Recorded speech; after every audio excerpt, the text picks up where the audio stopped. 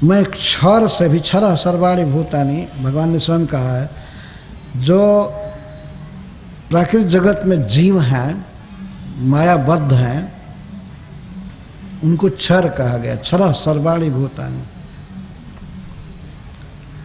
और अक्षर जो भगवान के धाम में है, परिकर भगवान के, वो है। तो भगवान कहते हैं जस्मात् क्षरम अतीतो हम, क्षरम अतीत, मैं क्षर से अतीत हूँ। और अक्षरादपि च उत्तम, और अक्षर जो हैं अप्राकृत धाम में भगवान के परिकर हैं, इनसे मैं उत्तम हूँ।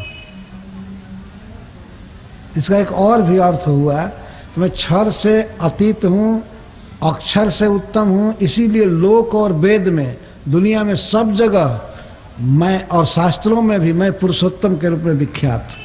और तस्मिन् लोके वेदे च प्रसिद्ध प्रथितः पुरुषोत्तम, प्रथित पुरुषोत्तम जगन्नाथ जी हैं, भगवान श्री कृष्ण पुरुषोत्तम। कभी कभी ये अर्थ किया जाता है कि पुरुषों में उत्तम, तो वो गलत अर्थ है। जैसे 1000 पुरुष हैं तो उसमें सबसे श्रेष्ठ नहीं, भगवान इन सबसे विलक्षण है। तो हे पुरुष ऋषभ, हे पुरुष ऋषभ, हे पुरुषोत्तम, आपका यह रूप कल्याण चाहने वाले श्रेयो अर्थी भी, जो अपना श्रेय चाहते हैं, ऐसे लोगों के द्वारा सदा से पूज्य रहा है, अनादिकाल से और अनंत काल तक पूज्य रहेगा। इसकी अर्चना करते हैं। अपना हित चाहने वाले, अपना श्रेय चाहने वाले इसकी पूजा करते हैं। ये अनादिकाल से है और अनादिकाल से पूज्य है। 2 तरह से पूजा करते हैं, वैदिक मार्ग से और पंचरात्र मार्ग से पूजा करते हैं। तो वैदिक मार्ग का अर्थ है श्रवण कीर्तन, इसको वैदिक मार्ग कहते हैं। भगवान का नाम जप करना, कीर्तन करना, भगवान की कथा कहना, सुनना, ये सब वैदिक मार्ग है। और तांत्रिक है, इस समय क्यों बांधने लगे? इस समय जरूरत नहीं है, कथा बंद हो तब बांधिए। तो 2 धारा है हम वैष्णव में, और हम लोग तो दोनों को फॉलो करते हैं। नारद पंचरात्र में है मंदिर बनाना, मंदिर बना करके भगवान के सेवा पूजा की व्यवस्था करना, आरती करना, भगवान के लिए बगीचा लगाना, फूल बनाना, माला बनाना, भगवान को अर्पित करना, भगवान को अनेक तरह से भोग अर्पित करना, रथ यात्रा निकालना, विशेष पर्व पर भगवान की शोभा यात्रा आदि निकालना, ये नारद पांचरात्रिक विधि है। इसको तांत्रिक विधि यहाँ पर कहा गया है। और भगवान के विषय में श्रवण कीर्तन मुख्य रूप से करना, कीर्तन करना, भगवान के गुणों का वर्णन करना, ये वेद विधि है। तो हम लोग दोनों करते हैं। प्राय वैष्णव में देखा जाता है कि भगवान की पूजा भी चलती है, कीर्तन भी चलता है। तो कीर्तन ये वैदिक विधि है और पूजा तांत्रिक विधि है। नारद पंचरात्र को ही तंत्र शास्त्र कहते हैं। तंत्रम सात्वतमाश्चष्ट नैष्कर्म्यम कर्मणाम जत। वास्तव में देखने में वो लगता है कि कर्म है, लेकिन वो कर्म नहीं है। भगवान की पूजा करना, भगवान की यात्रा निकालना, मंदिर बनाना, ये कर्म बंधनों से मुक्त कर देता है। नैष्कर्म्यम कर्मणाम जत, कर्मों से ही नैष्कर्म को प्राप्त कराता है। तो नारद जी ने इसका प्रवर्तन किया है। तो हे प्रभु, आपका यह रूप सदा से आराध्य है। और जो भी अपना हित चाहते हैं, श्रेयो अर्थी भी, जो श्रेय के अर्थी हैं, कल्याण कामी हैं, चाहते हैं कल्याण, तो वे लोग आपके इस रूप की पूजा करते हैं, इसका भजन करते हैं। कितना क्लियर है। जो लोग मूर्ति पूजा को नहीं मानते हैं, उनके लिए यहाँ पर ब्रह्मा जी का उद्गार पढ़ने योग्य है। इसका अर्थ है, अगर मूर्ति पूजा नहीं मानते हो तो चौपट तुम अपना कल्याण भी नहीं चाहते हो, तो कुछ अपना कल्याण नहीं कर सकते। जो कल्याण चाहता है उसके लिए यही उपाय है। और श्रेय का क्या अर्थ है? श्रेय का अर्थ है इस संसार में भी सफलता, सुख है, और अंत में ये देह छोड़ करके भगवान के धाम में जाना। यह है श्रेय, परम श्रेय। जो भी श्रेय चाहते हैं वे इस रूप की उपासना करते हैं। ये ब्रह्मा जी का उद्गार है। तो योगेन धातः सहनस त्रिलोकान पश्याममुस्मिन् विश्वमूर्तम्। कैसे उपासना करते हैं? वैदिक तांत्रिकेण योगेन। योग का अर्थ होता है उपाय, वैदिक उपाय और तांत्रिक उपाय। तो जीवन के अंत में जैसे जैसे जीवन बीतता जाता है तो एक तांत्रिक कम होता जाता है और वैदिक प्रथा ही बढ़ती जाती है। भगवान का स्मरण करना, जप करना, भगवान के बारे में बोलना, कीर्तन करना, यही प्रधान होता जाता है। परंतु प्रारंभ में भक्तों के लिए यह श्री विग्रह की आराधना बहुत जरूरी है, अन्यथा वो सब फ्री रहते हैं। अब किसी को कह दीजिए कि आप वेद विधि से भगवान का स्मरण कीजिए, भजन कीजिए, तो क्या करेगा? जब मंगला आरती का नियम है तब तो आकर भगवान के सामने दर्शन करता है, कीर्तन गाता है। नहीं तो छोड़ दिया जाए अलग अलग की शब्द स्मरण कीजिए, भजन कीजिए, तो सोएगा आदमी, क्या स्मरण करेगा? इसीलिए आचार्यगण, श्रील प्रभुपाद जी जैसे महान आचार्य होते हैं, वे सबको इस नारद पंचरात्र विधि में लगाते हैं। इस तरह से भक्ति होती है। तो बहुत सुंदर शब्द ब्रह्मा जी बोल रहे हैं कि श्रेय अर्थ भी, जो श्रेय के अर्थी हैं, सब प्रकार से अपना कल्याण चाहते हैं, वे लोग आपके इस रूप की उपासना करते हैं। इज्जम, इज्जा करते पूजा, इसकी पूजा करते हैं। रूपम तवैतत पुरुषर सभेज्यम, यह रूप आपका श्रेय कामी पुरुषों के द्वारा पूज्य है। और नारद पंचरात्र के उपाय से या वैदिक उपाय से। तो हे धाता, हे विश्व की सृष्टि करने वाले, न सह असमान सह, हम देखते हैं इसमें कि हम लोगों के साथ त्रिलोकान, तीनों लोक, अमुस्मिन विश्वमूर्तौ। ऊ का अर्थ, नु का अर्थ है अहो और ह का अर्थ है स्पष्ट। बहुत आश्चर्य की बात है। अहो, मैं तो सबको आपके इस रूप के भीतर देख रहा हूँ। विश्वमूर्तौ, विश्वम मूर्तौ जस्य, मूर्तौ जस्य, ये सारा विश्व आपके भीतर है। ब्रह्मा जी नु और ह कह रहे हैं। नु का अर्थ अहो और ह का अर्थ साफ साफ स्पष्ट। मैं तो सबको, अपने को भी और श्री शिव जी को भी, इंद्रादि देवताओं को और सारे जगत को आपके भीतर देख रहा हूँ। पश्यामी अमुस्मिन, इसी रूप के भीतर मैं सबको देख रहा हूँ। ये बड़े आनंद की बात है। श्री ब्रह्मा जी को ये सब दिखाई दे रहा है कि तीनों लोक में जितने जीव हैं, वस्तुएं हैं, सब आपके भीतर हैं। मैं भी हूँ, शिव जी भी हैं, देवता हैं। देखिए कितना स्पष्ट है, श्लोक पढ़ करके समझा जा सकता है। रूपम तवै तत्पुरुषर सभेजम, आपका यह रूप, तव एतत् रूपम, यह रूप। ऐसा नहीं कि कोई ये कल्पना करे कि हाँ कोई रूप होगा जिसके भीतर सब भगवान जीव रहते हैं। प्राय लोग ये कहते हैं भगवान निराकार है, निराकार के भीतर सारा संसार है। नहीं, सारा जगत इस रूप के भीतर है। अमुस्मिन रूपे पश्यामी, मैं देख रहा हूं। इज्यम का अर्थ सदा पूज्यम, सदा से पूज्य है। अतो नैवमिदानीम अपूर्वम जातमिति भाव, यह है आपका रूप, आज का नहीं है, जन्म लिया है, पहले नहीं था और आज हुआ है, आज जन्म लिया है। ये अनादिकाल से है। आपकी यह श्री मूर्ति सनातनी है, नित्य है।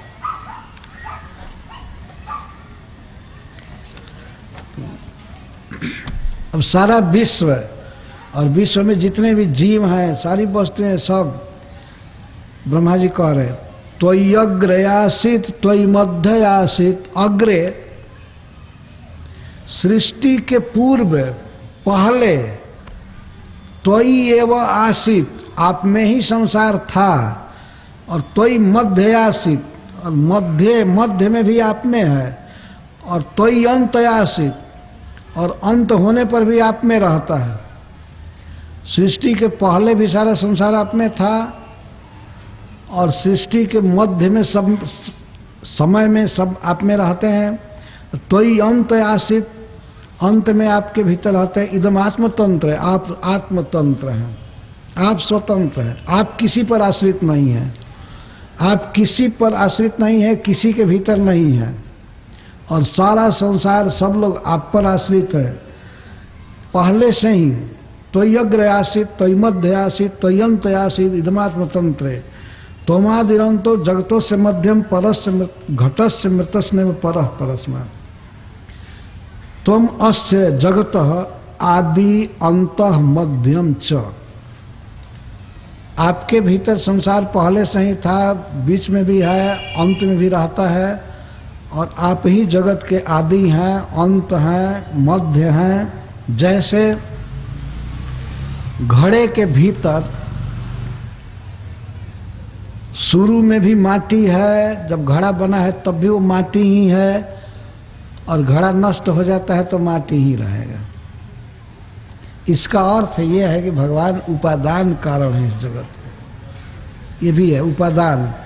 जिस वस्तु से कोई वस्तु बनी है तो उस मूल कौज को उपादान कहते हैं। जैसे घड़ा बना है तो घड़ा पहले भी मिट्टी था, घड़ा के रूप में भी मिट्टी है, और घड़ा बिखर जाएगा तब मिट्टी ही है। मृतस्ना कहते हैं मिट्टी को। घटस्य मृतस्ना इव परः परस्मात्। तो यह बात कहने पर एक भगवान में विकारित्व तो दोष आता है। तो घड़ा की तरह वे फूट जाएंगे क्या, खत्म हो जाएंगे। तो इसीलिए परः परस्मात्, आप परस्मात् परः, पर से भी पर हैं। परस्मात् का अर्थ होता है बड़े, पर से भी पर से भी परः। वास्तव में आप कोई प्राकृतिक चीज नहीं है, कुछ भी नहीं है, इन सब विकारों से रहित हैं, अब पर से भी पर है। अद्भुत है, अद्वितीय है। भगवान एक ही व्यक्ति हैं, और इस संसार में सभी वस्तुएं उनसे उत्पन्न होती हैं, पर फिर भी इन वस्तुओं से परे है। ये नहीं है। यदि भगवान से सारा जगत उत्पन्न हुआ है तो इसमें से कोई चीज भगवान नहीं है। न भगवान पत्थर है, न लकड़ी है, न माटी है, नहीं है। बल्कि इससे पर जीव है। जीव है, परा प्रकृति है। भगवान गीता में कहते हैं परस तस्मात् भावन्य पर नहीं अप्रेयमितस्तन्याम प्रकृति विधि में पराम जीव भूता महाबाहो जजेदम धारेते जगत। इस जड़ जगत से परे जीव है, उसको पर कहते हैं। लेकिन भगवान पर से भी पर हैं। परस्मात् का अर्थ जीवादपि, जिनमें जो जीव है उससे मैं श्रेष्ठ हूं, परे हूं। ये नहीं समझ लेना चाहिए कि जगत भगवान से प्रकट हुआ है तो इसमें से कोई भी वस्तु भी भगवान हो गया। भगवान इससे परे हैं, उपादान कारण हैं, निमित्त कारण हैं, अधिष्ठान हैं, लेकिन फिर भी इस जगत से परे हैं।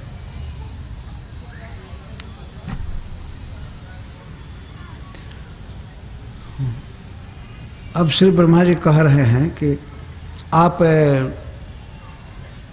इस जगत में सब जगह प्रविष्ट हैं, अंतर्जामी। परः परस्मात् कह करके भगवान के ब्रह्मत्व का वर्णन किया गया। ब्रह्म है, ब्रह्म का अर्थ है कोई प्राकृतिक चीज नहीं है, विकारी नहीं है, और इसके साथ ही साथ सर्वज्ञ हैं, सबके भीतर हैं, सब कुछ जानते हैं, परमात्मा है। तो भगवान के इस परमात्म गुण का वर्णन किया जा रहा है कि त्वमाययात्मा श्रया स्वयेदम निर्माय विश्वम तदनु प्रविष्टः पश्यन्ति युक्ता मनसा मनीषिण गुण व्यवायेप्य गुणम विपश्चितः। हे प्रभु,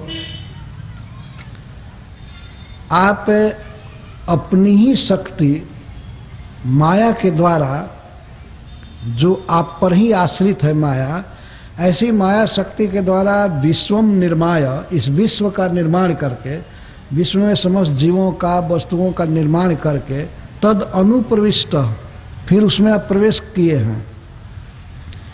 जगत की सृष्टि करके और प्रत्येक जीव में, वस्तु में भगवान अनुप्रविष्ट हैं। जैसे स्वयं कहते हैं कि सर्वस्य चाहम हृदय सन्निविष्टा, मैं सबके हृदय में हूँ। सब जगह प्रविष्ट हैं, भगवान दूर नहीं है, यहीं है, बिल्कुल निकट है, अपने हृदय में भी है, सब जगह है। पर अंडांतरस्थ परमाणु चयांतरस्थम, सभी जीवों में है। इस जगत की सृष्टि करके, विश्व की सृष्टि करके तद अनुप्रविष्ट, किस शक्ति से सृष्टि किए हैं?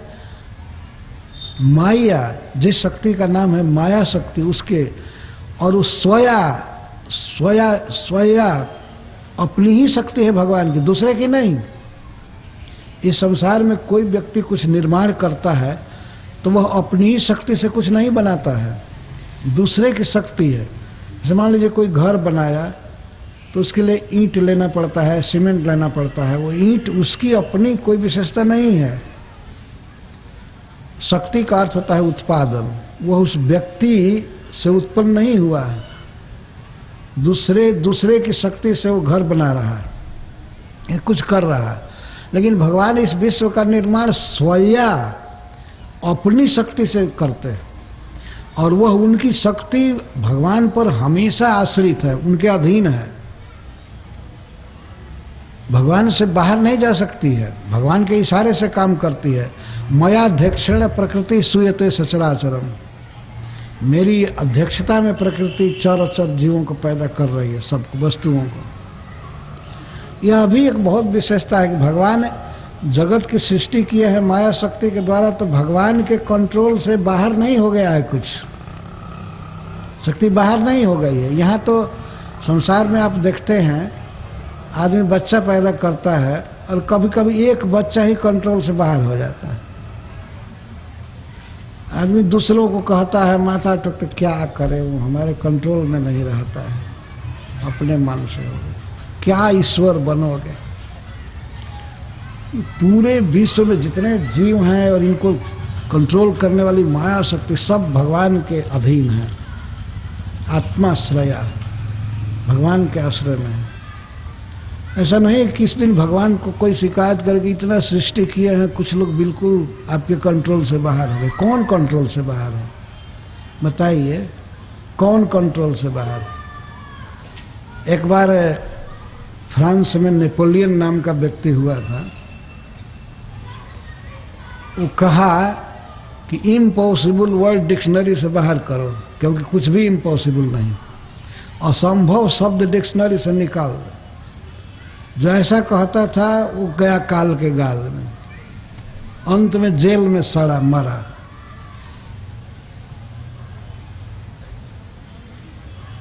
कौन इस कंट्रोल से बाहर है? भगवान के अधीन कौन नहीं है?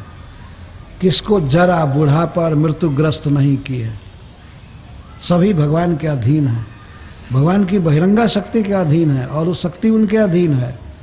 ऐसा नहीं है कि भगवान के कंट्रोल से बाहर हो जाए। यहाँ पर तो कोई किसी की शक्ति है, किसी की पत्नी भी कंट्रोल में नहीं है, और रोवो, ये करो वो करो, क्या करोगे? जीव को अपनी स्थिति समझनी चाहिए ना, कि मैं क्या हूँ। अपना मन बस में नहीं है, अपनी इंद्रियां बस में नहीं है। हमने एक बार सुना था, हमारे गांव में एक बार व्यक्ति अपने पैर को कहा, पैर लंगड़ रहा था तो कहा कि ये हमारा पैर हमरा कहला में नहीं खे हमारा पैर ठीक से हमारे कंट्रोल में नहीं है, अभी अपने ढंग से चल रहा है, ढकस ढकस कर चल रहा है। ये स्थिति है जीव की। पर अनादिकाल से भगवान इस जगत में सभी जीवों को, माया को, सबको कंट्रोल में रखे हैं। उनकी शक्ति है, उन्होंने सब कुछ पैदा किया है। तो अपनी शक्ति से, अपने पर आश्रित रहने वाली अपनी शक्ति से इस विश्व का निर्माण करके सब में भगवान प्रवेश किए। इसका प्रमाण है वेद, श्रुति प्रमाण है। लेकिन इसके साथ साथ ब्रह्मा जी कहते हैं कि महद अनुभव ही प्रमाण है, महान पुरुषों का अनुभव भी इसके साथ प्रमाण है। उसको कहते हैं पश्यन्ति युक्ता मनसा मनीषिणो गुण व्यवाये प्यगुणम विपश्चिता। गुण व्यवाय, जगत की सृष्टि होने पर भगवान इसके साथ रहते हैं। ऐसा नहीं कि सृष्टि करके वैकुंठ में जा करके विश्राम कर रहे हैं। इस जगत की सृष्टि करके प्रत्येक जीव के साथ हैं, प्रत्येक वस्तु के भीतर हैं। इसको कहते हैं गुण व्यवाय। गुण में परिणाम होने पर, अच्छा सृष्टि होने पर वे रहते हैं जगत के साथ। मतलब कैसे रहते हैं? अगुणम, गुण संपर्क शून्य रहते हैं, माया के संपर्क से शून्य रहते हैं और सब में रहते हैं। यही तो भगवान की भगवत्ता है, सबके साथ रहते हैं, सबके हृदय में है, फिर भी प्रकृति के गुणों से शून्य है, इसका कोई प्रभाव नहीं है उन पर। अगुणम, गुण व्यवाये अपि अगुणम। इसको कौन देखते हैं? मनीषिण पश्यन्ति, युक्ता और विपश्चिता। युक्ता का अर्थ है जो युक्त हैं, जिन्होंने अपने मन को वश में किया है, जो भगवान की भक्ति में लगे रहते हैं, उनको युक्त कहा गया है। युक्त का अर्थ जोड़े हुए है, मन को भगवान कृष्ण के चरण कमल में, वाणी को उनके गुणानुवाद में, कान को कथा में, और इस तरह अपने शरीर के प्रत्येक अंग को भगवान की सेवा आदि में लगाए हुए, उनको युक्त कहते हैं। युक्त का अर्थ होता है जो जो जो कनेक्टेड है, युक्ता, भगवान की भक्ति से युक्त है। तो ऐसे लोग देखते हैं भगवान को, किस तरह से भगवान निर्गुण है, किस तरह अप्राकृत है। इस विश्व का सारा संचालन वही करते हैं, सब में है, फिर भी अछूता है प्रकृति के गुणों से, कोई प्रभाव नहीं होता है। तो युक्ता का अर्थ है भक्ति योग में लगे हुए, और मनीषी का अर्थ होता है विवेकी, विवेकिना, जिनमें विवेक है, अच्छा क्या है, बुरा क्या है, क्या हमें करना चाहिए, इसको जो पूरा जानते हैं वो है मनीषी। और विपश्चिता का अर्थ होता है शास्त्रज्ञ, जो वेद शास्त्र जानते हैं। तो युक्ता मनीषिण विपश्चित पश्यन्ति, इस बात को देखते हैं, अनुभव करते हैं कि भगवान इस जगत के कण कण में हैं, सबके भीतर हैं, लेकिन फिर भी बिल्कुल निर्गुण स्थिति में हैं, अप्राकृत हैं और सब कुछ चला रहे हैं। भगवान सब में स्मृति देते हैं, विस्मृति देते हैं और ज्ञान देते हैं। इतना रहते हुए भी भगवान सबके हृदय में रह रहे हैं, फिर भी अछूता हैं। एक आश्चर्यमय गुण है। वो गीता में भगवान कहते हैं, मैं विद्वान ब्राह्मणों में भी हूँ, हाथी में भी हूँ, चंडाल में भी हूँ, कुत्ता में भी हूँ। भगवान सब जगह है। वो क्रिश्चियन में है, मुसलमान में है, हिंदू में है, सब जगह है। पर यहाँ के प्राकृतिक विकारों से उनका कोई प्रभाव नहीं। सबको स्मृति दे रहे हैं, सबको सब कुछ दे रहे हैं, और बाहर में भोजन आदि तो दे ही रहे हैं, भीतर रह करके सब नियमन कर रहे हैं। भगवान वास्तव में प्रत्येक प्राणी के भीतर रह करके कंट्रोल कर रहे हैं सबको। जैसे कार के भीतर बैठ करके ड्राइवर कंट्रोल करता है, ऐसा नहीं कार को बाहर से पकड़ करके वो कंट्रोल करे, भीतर से ही कंट्रोल करता है। तो इस तरह भगवान कंट्रोल कर रहे हैं। तदनु प्रविष्ट निर्माय विश्वम तदनु प्रविष्ट। तो पश्यन्ति युक्ता मनसा मनीषिणो गुण व्यवाये प्यगुणम विपश्चिता। जो विपश्चित है, शास्त्र को जानते हैं और इसके साथ ही साथ विवेकी हैं, और जो भक्ति योग में लगे हुए हैं, वे लोग इस बात को समझते हैं, साक्षात्कार करते हैं कि भगवान वास्तव में है सब जगह, और वे निर्गुण स्थिति में हैं, अप्राकृत। इसके साथ साथ भगवान को प्राप्त कर लेते हैं। ब्रह्मा जी अब ये कह रहे हैं, भगवान को पा लेते हैं। कैसे? कई उदाहरण देकर के समझा रहे हैं। सर्वत्र हैं वे, सब जगह, और उनको पाया जा सकता है। दो बात कह रहे हैं कि मतलब भगवान सब जगह हैं और उनको उपाय से भक्ति योग के द्वारा पाया जा सकता है। कई दृष्टांत दे रहे हैं। जथाग्निमेधस अमृतम च गोसु भुव्यन्नमम्बुद्यमने च वृत्तिम योगैर्मनुष्या अधियन्ति हि त्वाम गुणेषु बुद्ध्या कवयो वदन्ति। जैसे मनुष्य ईंधन से आग निकाल लेते हैं, ईंधन में आग है ना, उसको निकाल लेते हैं। गायों से दूध निकाल लेते हैं।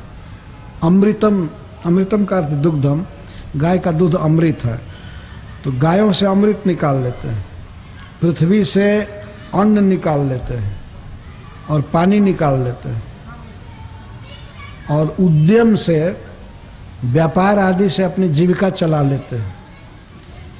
इसी तरह से विद्वान पुरुष कवयः गुणेषु, भगवान को इस प्राकृतिक जगत में ही वे खोज लेते हैं, क्योंकि भगवान हैं सब जगह।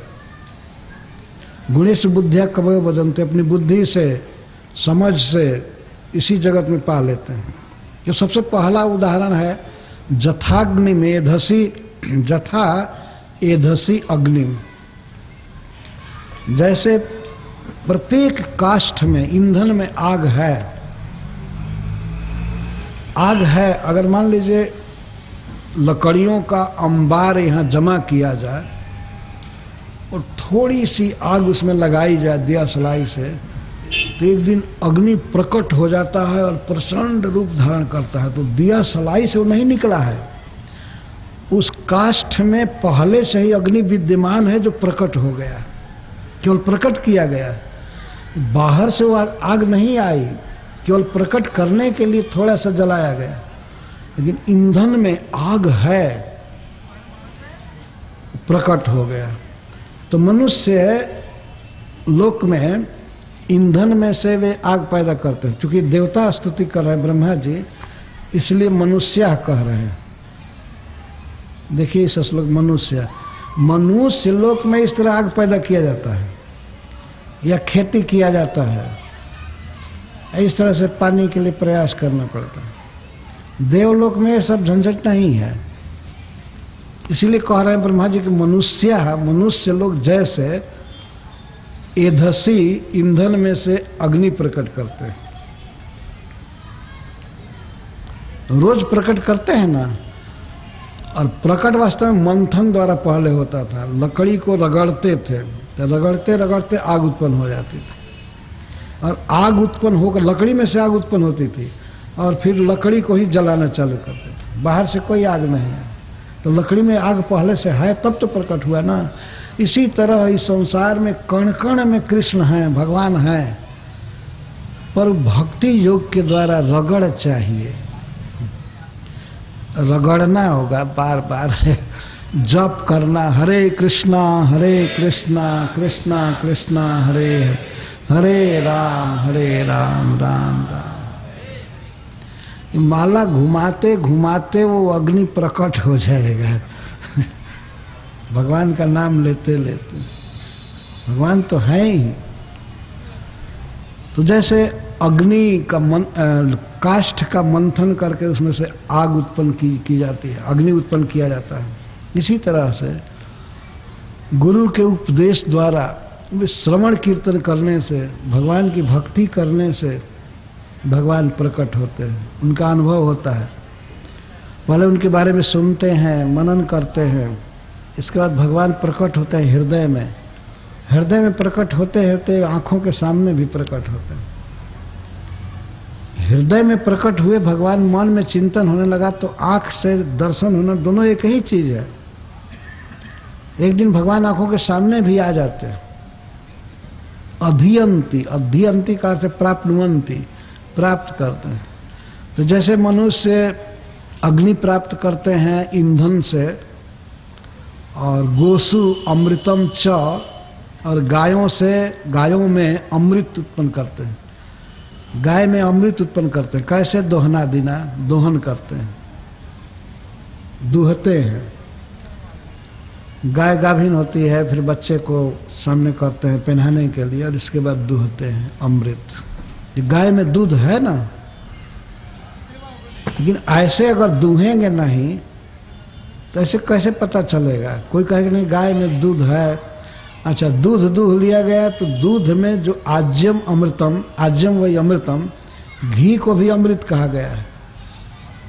किसी को दूध दे दीजिए 10-20 किलो और कहिए कि इसमें घी है, और वो मूर्ख मथना नहीं जानता, उसको मथना नहीं जानता है, दही जमाना नहीं जानता है, तो कहेगा कहाँ घी है, तो छरछर दूध है केवल, इसमें घी है नहीं।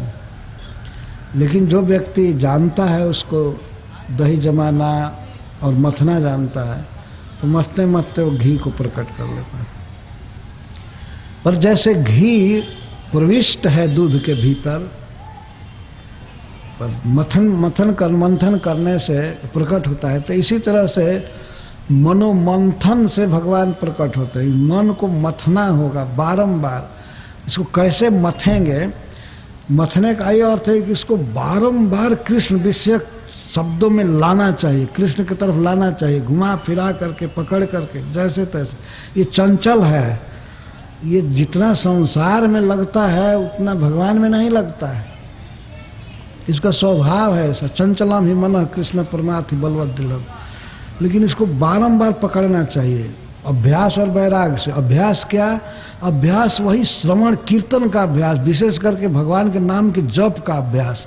हरे कृष्णा कृष्णा कृष्णा हरे हरे, हरे राम राम राम हरे हरे। यदि वास्तव में भगवान के नाम को जपा जाए और वार्ता छोड़ करके, तो मन अस्थिर हो जाएगा, तो भगवान के रूप में आ ही जाएगा, इसमें कोई संदेह नहीं है। पर मनुष्य की कमजोरी है कि जप इस तरह से करता नहीं है। एक तो अखंड और दूसरे वार्ता आदि छोड़ करके।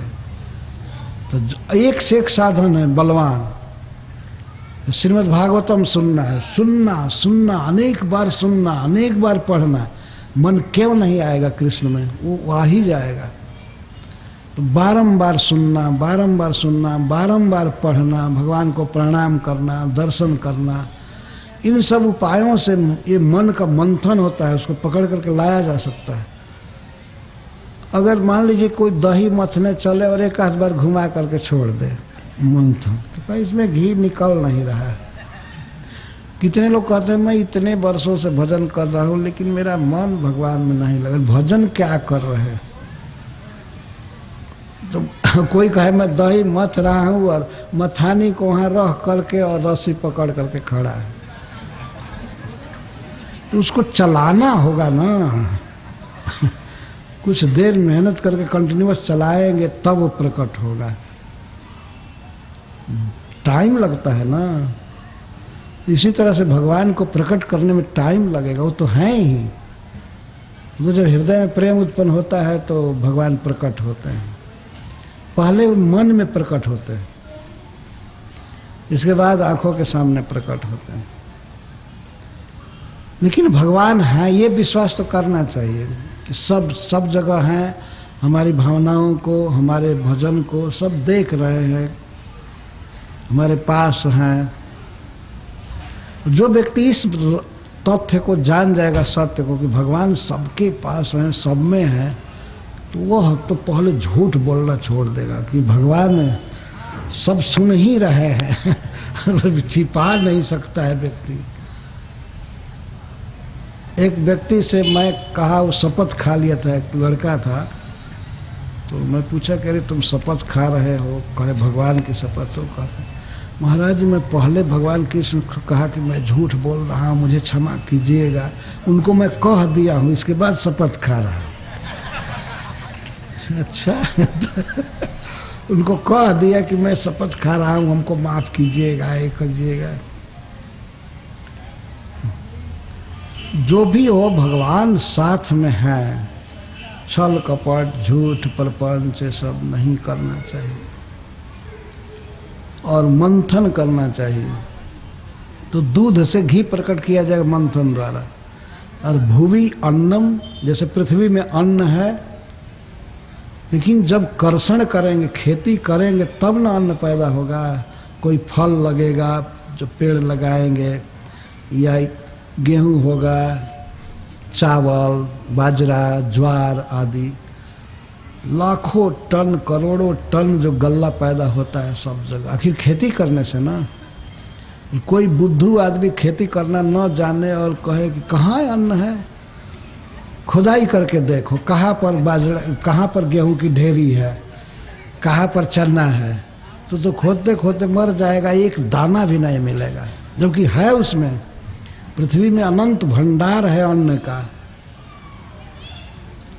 घास पात फल फूल सभी भरे पड़े हैं, अन्न भरा पड़ा है, पर उसको प्रकट करने का कोई उपाय है ना। खेती करेंगे, कृषि करेंगे, वो खेत जोतेंगे, जोत करके उसको समतल करेंगे, सिंचाई करेंगे, उसमें एक बीज बोएंगे तो वो सैकड़ों दाना लेकर के आता है। उपाय यह है जो शास्त्र में, श्रीमद् भागवतम में, भगवद गीता में भगवान ने उपाय बताया है, ये वही भगवता प्रोक्ता उपाया यात्पलब्ध है। भगवान ने अपने श्रीमुख से कुछ उपाय बताया है, श्रीमुख से, कि ऐसा करोगे तो मुझे पाओगे, ऐसा करोगे तो मुझे पाओगे। इन उपायों को जब व्यक्ति करेगा तब वो भगवान को पा ही जाएगा। तो ये तो विश्वास होना चाहिए, भगवान जो कहे हैं वो सत्य है, शास्त्र प्रमाण है। और शास्त्र प्रमाण के साथ साथ महान भक्तों का भी प्रमाण है, यही किया है उन लोगों ने। तो इस तरह से उपाय करेगा तो पा जाएगा। जैसे खेती कोई करेगा, कृषि करेगा, तब तो उसको अन्न मिलेगा, पैदा हो जाएगा।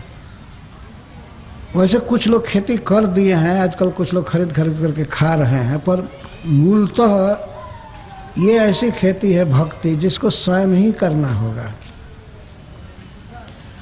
दूसरे के करने से हमारे भीतर प्रेम उत्पन्न हो जाएगा ऐसी बात नहीं है।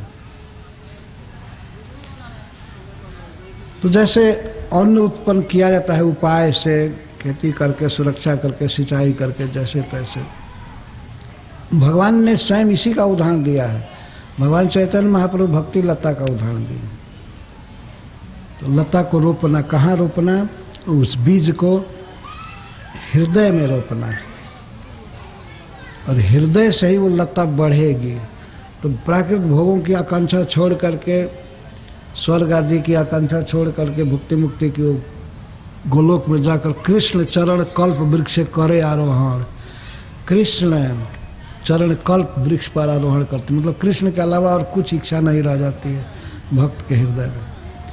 तो तहाँ विस्तारित है फले प्रेम फल, यहाँ माली सींचे नित्य श्रवण आदि जल। वह इच्छा भक्त के हृदय में जो भक्ति है, वो तो वहाँ प्रेम फल फलेगी, भगवान कृष्ण उसको खाएंगे, माली भी खाएगा। लेकिन माली का कर्तव्य है कि यहाँ वो नित्य ही श्रवण आदि जल, श्रवण कीर्तन आदि के जल से इसको सींचे। यहाँ माली सींचे नित्य श्रवण आदि जल, यही अपना कर्तव्य है। इसीलिए इसको अभिधेय कहा गया है। रात दिन यही करना है। ढेरी लगी हुई होते हैं अन्न की, खेती करने से हुआ। ऐसे ही भगवान के प्रति प्रेम उत्पन्न होगा पर करने से। और अम्बु जल, जल भी धरती से प्राप्त होता है। कैसे? खनन करने से, कुआं खोदने से या बोरिंग करने से। यदि बोरिंग करना कोई न जाने, कुआं खोदना न जाने, तो मर जाएगा पानी के बिना। ऐसे पृथ्वी में तो पानी है। अथवा घटी जंत्रेण उद्धरण, जल को नीचे से उठाते हैं। बुद्धि से जल प्राप्त होता है ना। नीचे जमीन में पानी है या तालाब में, उसको ले करके मशीन द्वारा ऊपर उठाते हैं, और ऊपर उठाकर देखते हैं घर घर में पानी की सप्लाई है, आराम से पानी मिल जाता है। अगर कोई उपाय न जाने की मशीन से ऐसे पानी को ऊपर उठाया जाएगा तो वो आदमी तो मर जाएगा पानी के बिना। पानी नहीं है, पानी नहीं है, पानी नहीं है। इसी तरह से भगवान कुछ ऐसे बेवकूफ़ है, कहते ईश्वर है ही नहीं, वास्तव में है ही नहीं, भगवान है ही नहीं। और दूसरा उससे भी पक्का जो बेहुदे हैं, मूर्ख हैं, वो कहते ईश्वर है लेकिन निराकार है। वो तो ईश्वर को न मानने से भी ज़्यादा खतरनाक है।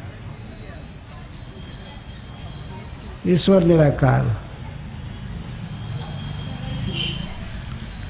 ये सब उदाहरण सिद्ध कर रहे हैं कि भगवान का दिव्य अंग है, वो प्रकट हो सकते हैं पर उपाय से।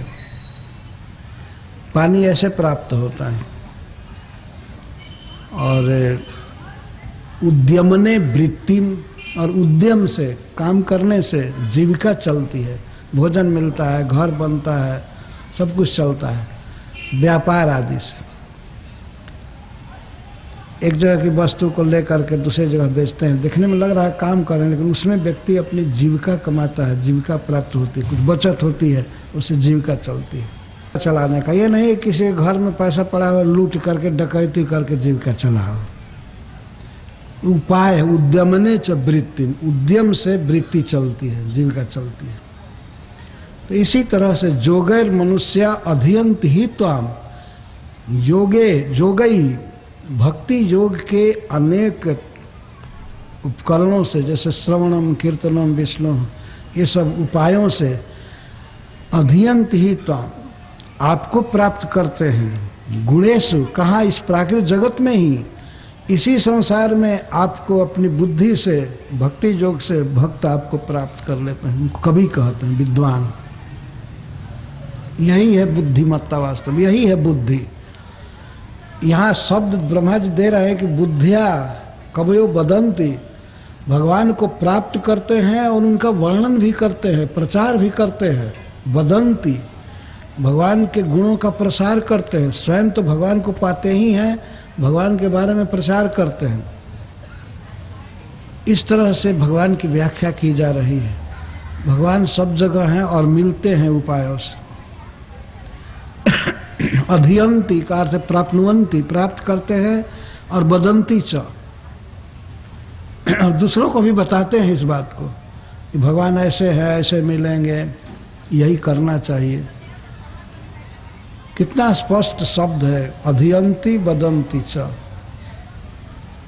अथवा कवि लोग कहते हैं, विद्वान लोग कहते हैं कि भगवान को इस तरह से प्राप्त किया जा सकता है।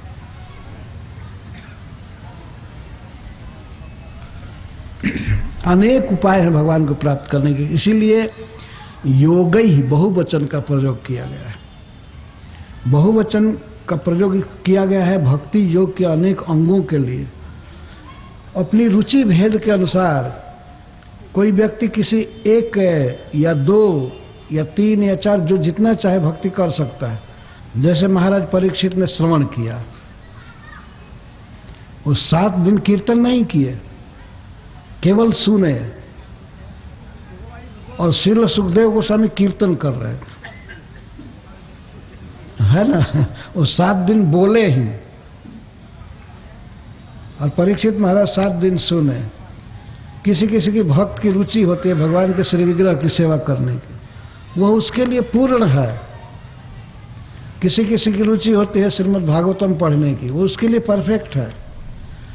और किसी की भगवान के नाम जप में निष्ठा होती है, वो पूर्ण है। ऐसा नहीं कह सकते कि वो करोगे तब ये फल देगा, नहीं तो नहीं देगा। अपने आप में वो पूरा है, भक्ति योग समर्थ है। इसलिए योग ही शब्द का प्रयोग किया गया है। भक्ति योग अनेक प्रकार के हैं, और जैसे भी हो, जिस उपाय से भी हो, भगवान में मन को लगाना चाहिए, वो प्राप्त करेगा। तो अब भगवान के दर्शन का अभिनंदन कर रहे हैं।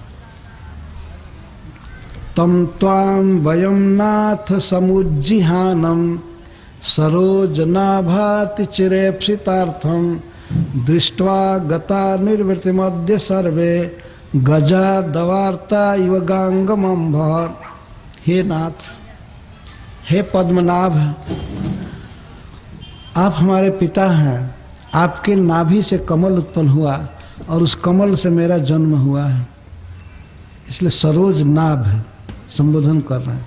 हे नाथ, हे हमारे स्वामी, हे पद्मनाभ, सरोजनाभ, त्वाम आविर्भवंतम, देख करके, दृष्टवा, आप जब हमारे सामने प्रकट हुए हैं। हे नाथ, हे पद्मनाभ, आप हमारे सामने प्रकट हुए हैं।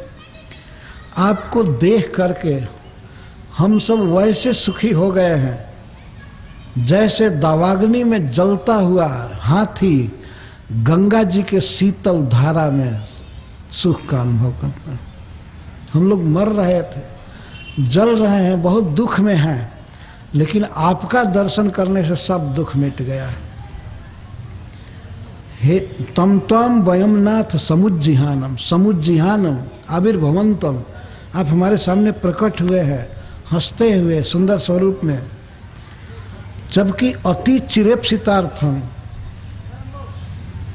आपकी खोज हम बहुत वर्षों से कर रहे थे, बहुत काल से। अति चिर इप्सित अर्थम, दीर्घ काल से, अनादि काल से हमारे आप ही इप्सित अर्थ हैं। इप्सित मतलब जिसकी चाह, इप्सा होती, चाह होती है। आप हमारे परमार्थ हैं, असली वस्तु आप हैं। आपको पाने के लिए हम लोग बहुत काल से प्रयास कर रहे थे। तो ऐसे प्रभु आप हमारे सामने प्रकट हुए हैं, आपको देखते ही हमारे सारे दुख नष्ट हो गए। दृष्टवा गता निर्वृत्तिमद्य सर्वे, वयम सर्वे, हम सभी आज निर्वृत्ति, निर्दुखता को अर्थात परम सुख को प्राप्त हुए हैं। जैसे गजा दवारता, हाथियों का समुदाय मान लीजिए किसी जंगल में, हिमालय में दवाग्नि में फंस गया है। दवाग्नि, दव कहते हैं लकड़ी को, वन को, वन में जो आग लगती है उसको दवाग्नि कहते हैं। दवाग्नि लग जाए, उसमें हाथियों का झुंड पड़ जाए और छटपटा करके भाग रहा हो, इधर उधर आंच लग रही है, लेकिन अकस्मात दैवयोग से गंगा जी का की धारा मिल जाए, सो गंगा अम्भ कहते हैं, बर्फीला पानी, ठंडा पानी, तो कूद पड़ेगा गंगा के धारा में, तो फिर आग लगी रहेगी लेकिन उससे कोई भी आँच का अनुभव नहीं होगा। उसी तरह से आपका दर्शन करके हमारा दुख चला गया, हम लोग सुखी हो गए। देवताओं को तो यह सुख मिला भगवान का दर्शन करके, हम लोग कैसे सुखी होंगे? इसके लिए उपाय बताए हैं देवता लोग ही। जब दक्ष प्रजापति के यज्ञ में भगवान प्रकट हुए तो वहाँ सिद्ध गण स्तुति कर रहे हैं कि अयम तत्कथामृष्ट पीयूष नद्या मनोवारण क्लेश दावाग्नि दग्ध तिरसार्थो व गाढ़ो न सस्मार दावम न निष्क्रामति ब्रह्म संपन्न वर्ण। सिद्ध लोग कह रहे हैं कि हे प्रभु, ये हमारा मन रूपी हाथी, मनोवारण, वारण माने हाथी, मन रूपी हाथी, क्लेश दावाग्नि दग्ध, अनेक प्रकार के क्लेश रूपी दावाग्नि से दग्ध है, अनेक दुखों से दग्ध है। जैसे कोई वारण हाथी दावाग्नि से दग्ध हो, ऐसे अनेक प्रकार के दुखों से हमारा मन दग्ध है। लेकिन आपके कथा रूपी पीयूष नदी में, अमृत नदी में जब से ये अवगाहन किया है, हमारा मन लगा है। अयंतोत कथामृष्ट पीयूष नद्याम, आपके कथामृत पीयूष की नदी में जब से अवगाढ़ अवगाहन किया है।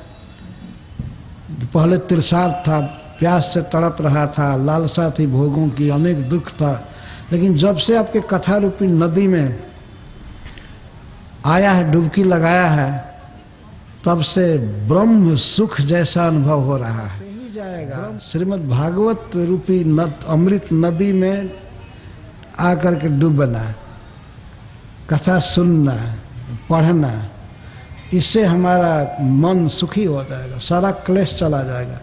त्रिसार्थो व गाढ़, पहले यह मन त्रिसार्थ था, लेकिन अब कथा के रस में निमग्न है, कोई कामना नहीं है, भगवान में मन लगा है, तो अब इसको ये छोड़ना नहीं चाहता, इस नदी से निकलना नहीं चाहता। दोनों तट पर मान लीजिए आग लगी है, गंगा जी के किनारे बाहर जंगल में, और कोई हाथी ठंडे पानी में खड़ा हो जाए तो निकलना चाहेगा? नहीं नहीं। दुख है संसार में, सुख केवल कृष्ण कथा में है, केवल भगवान की वार्ता में सुख है, बाकी सब मरना है, वास्तव में जलना। तो देवतागण कह रहे हैं, श्री ब्रह्मा जी कह रहे हैं कि हम लोग सब सुखी हो गए आपको देख कर। लेकिन एक बात कहते हैं,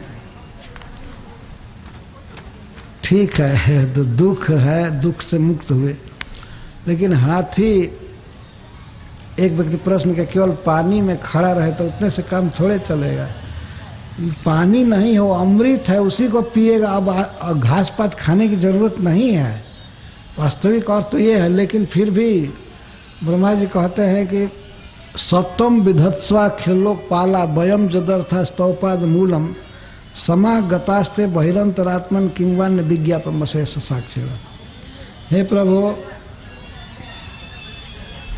फिर भी हम सारे देवता जिस उद्देश्य से, जिस कार्य के लिए आपके चरण के मूल में आए हैं, ते पाद मूलम, आपके चरण कमल है, तौ पाद मूलम, आपके चरण कमलों के संपर्क में आए हैं, तो आप स्वयं उसको कीजिए, कहिए, बताइए उपाय।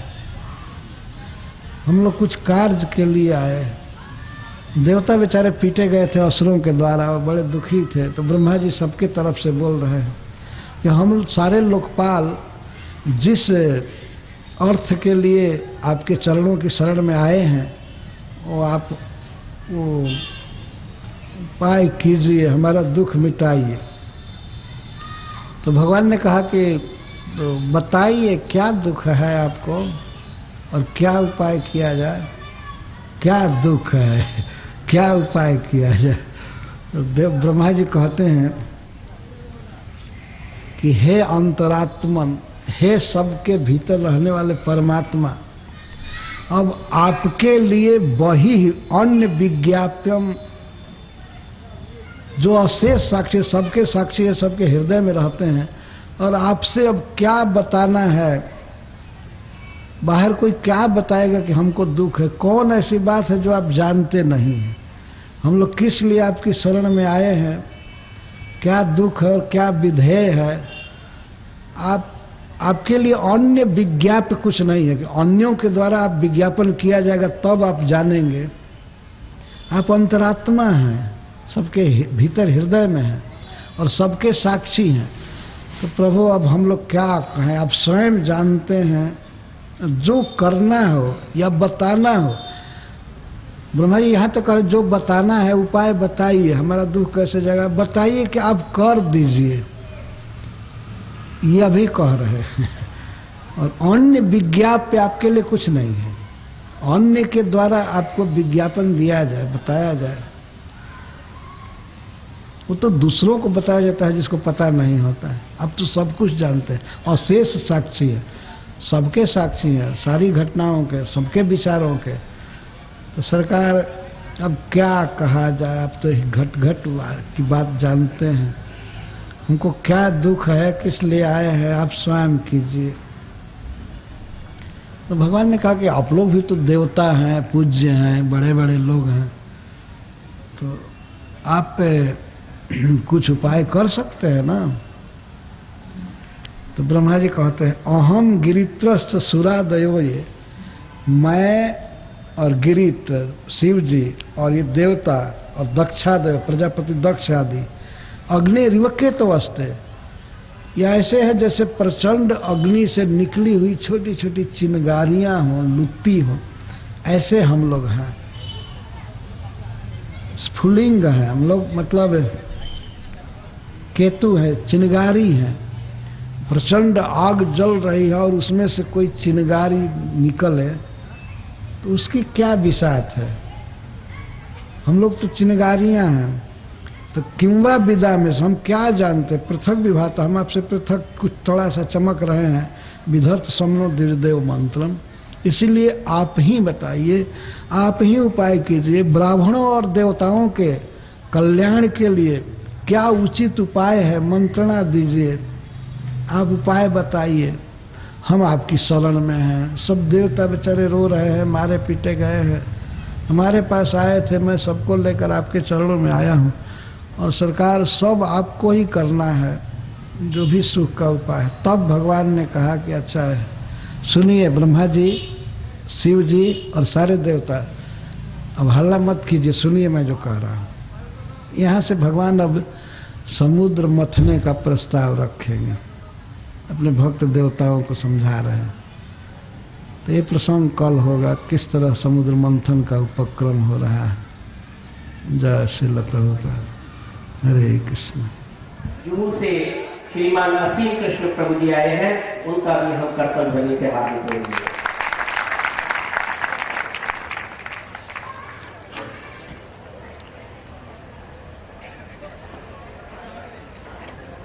प्रसाद के लिए निवेदन है, कृपया शासन से प्रसाद लें।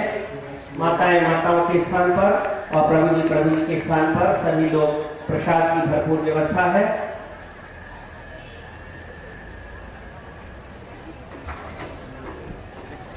जिन लोगों के नाम प्रसाद लेने के लिए कहे गए हैं वे ही लोग आरती में आएंगे, तो आरती की तैयारी करें।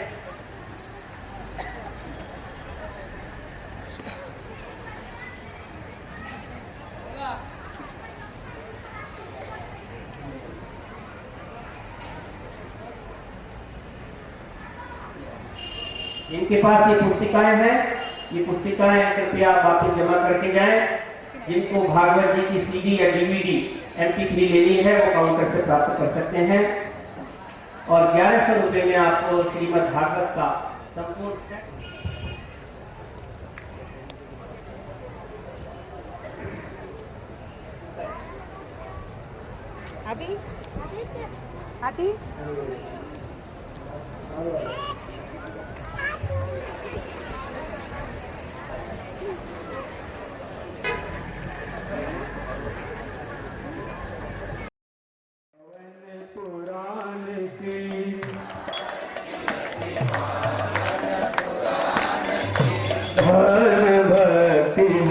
ज्ञान खान की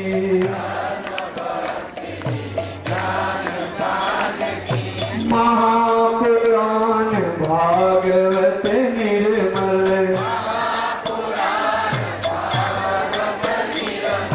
सुख मुख विगलित निगम कल्प फल परमानंद सुधारस मलकल लीला रति रच रस विधान की आरती अति पावन पुराण की कलमल मथन ताप निवारिणी जन्म में तुम्हें भव भयहारिणी सेवत सतत सकल सुखकारिणी तुम हो सभी हरि चरित गान की आरती अति पावन पुराण की विषय विलास विमोह विनाशिनी विमल विराग विवेक विकासिनी भागवत तत्व रहस्य प्रकाशिनी परम ज्योति परमात्म ज्ञान की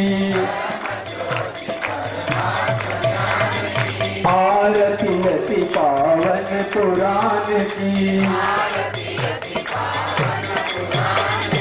परमहंस मुनि मन उल्लासिनी रस कह जय रस रास विलासिनी मोटी मोटी रति प्रेम सुरासिनी कथाय किंचन प्रिय सुजान की आरती अति पावन पुराण की धर्म भक्ति विज्ञान खान की। हरे कृष्णा कृष्णा कृष्णा हरे हरे, हरे राम राम राम हरे हरे।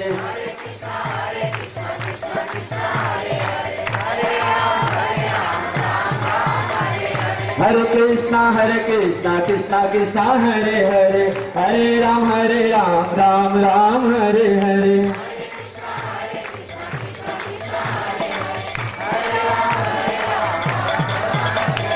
हरे कृष्णा कृष्णा कृष्णा हरे हरे, हरे राम राम राम हरे हरे।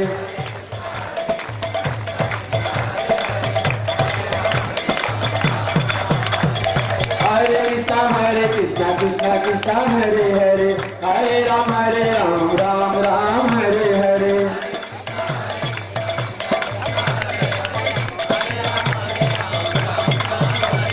हरे कृष्णा कृष्णा कृष्णा हरे हरे, हरे राम राम राम हरे हरे।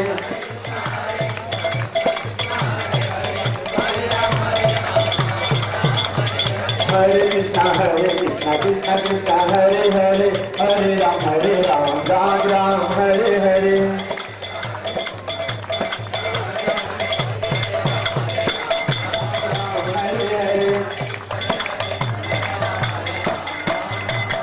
जय राधा रति हरि राधा रति हरि राधे।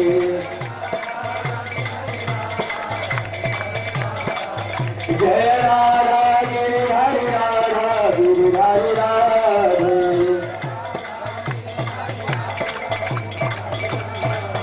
जय Radha Gopinath Radha Gopinath Radhe. Krishna Krishna Hare Hare, Hare Rama Rama Rama Hare Hare, Hare Krishna Krishna Krishna Hare Hare,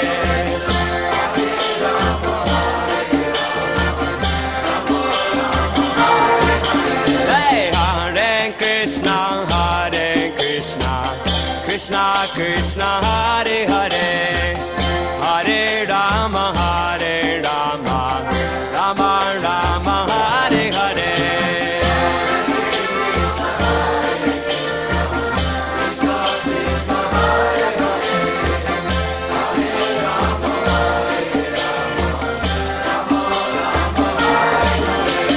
Hare Krishna Krishna Krishna Hare Hare, Hare Rama Rama Rama Hare Hare.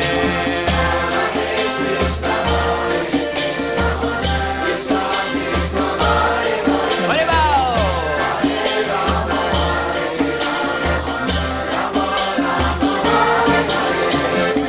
Hare Krishna Krishna Krishna Hare Hare, Hare Rama Rama Rama Hare Hare.